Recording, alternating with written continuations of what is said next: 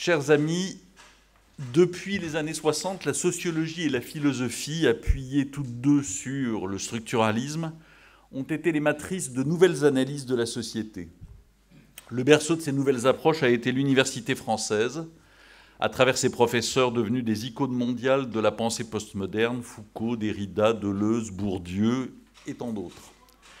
L'écho de ces recherches de haut niveau a rapidement traversé l'Atlantique et s'est transformé en une vulgate, souvent bricolée par des sectateurs qui ont accommodé à la sauce des préoccupations culturelles américaines ces textes théoriques complexes, témoins d'une pensée en train de s'élaborer, pour les transformer en dogmes sacralisés. Le communautarisme dominant et la question des minorités opprimées noires ou natives, indiennes, qui traversent la société américaine, ont nourri la Friend Theory pour en faire l'arme d'une révolte radicale aux mains de ces minorités et finalement de tout groupe qui y trouve ainsi le moyen d'exister grâce à la théorisation de sa propre victimisation. La domination financière, économique, médiatique et donc culturelle des États-Unis et de leurs universités ont fait le reste en renvoyant en boomerang à l'Europe et particulièrement à la France un prêt-à-penser qu'ont endossé nombre d'universitaires dans une quête d'originalité et de nouveaux terrains de recherche, voire de nouveaux débouchés pour leur carrière. Depuis quelques années, ce qui pouvait apparaître comme une voie sans issue, voire parfois une bouffonnerie, est devenu, en particulier grâce à une partie de la sociologie, science dangereuse, science en danger, comme l'écrit Gérald Bronner, une forme inquisitoriale de pouvoir universitaire et d'accaparement de l'institution, par ce qui ressemble de plus en plus à une secte, et une secte qui serait en passe de réussir. De plus en plus de laboratoires, de plus en plus de départements universitaires sont désormais tenus par des groupes autoconstitués, cooptés d'enseignants-chercheurs qui produisent, dans le cadre du LMD qui s'y prête parfaitement, des doctorants à la chaîne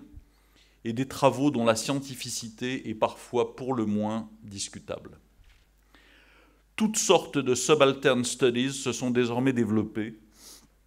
pour permettre aux chercheurs en sciences humaines de ne plus parler du monde, mais de disserter sur eux-mêmes. En 2018-2019, cette vague s'est transformée en un raz-de-marée qui risque d'emporter ceux qui continuent à ne pas vouloir confondre scientificité et militantisme radical, sujet d'étude et victimisation, progrès de la pensée et conformisme despotique. Racialisme, indigénisme, décolonialisme, identitarisme, différentialisme, intersectionnalité, ghettoisation de toute nature sont les nouveaux outils d'une véritable stérilisation de la pensée critique, d'une véritable confiscation de la liberté académique et d'un certain renoncement à la scientificité. Ne soyons pas surpris que ces dévoiements se traduisent à l'université par des formes de plus en plus violentes de censure et d'antisémitisme, sempiternel symptôme de la haine des autres et de la haine de soi. Ne soyons pas surpris non plus que les pires idéologies intégristes et obscurantistes, comme l'islamisme politique et radical, trouvent dans ces concepts vénéneux un terreau propice à leur épanouissement. Une partie de l'université, moteur gramscien de la domination culturelle, diffuse désormais dans une société en manque de repères un discours formaté, simplificateur, sommaire, qui plonge des générations d'étudiants dans la confusion idéologique et dans le conformisme intellectuel.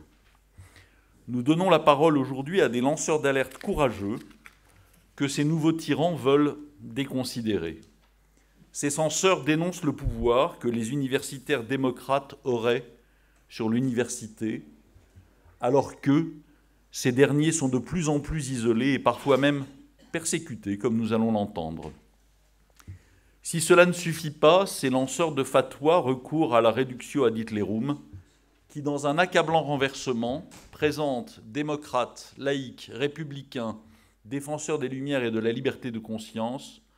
hommes et femmes persuadés que ce qui nous fait semblable est bien plus fort que ce qui nous sépare, comme des fascistes, des racistes et bien sûr des sionistes. Sans plus tarder, je vais passer la parole à notre ami Charles Coutel, qui, avant que nous plongions dans l'analyse de ce que je considère comme une véritable régression, va nous rappeler la nature éminemment laïque de l'université française.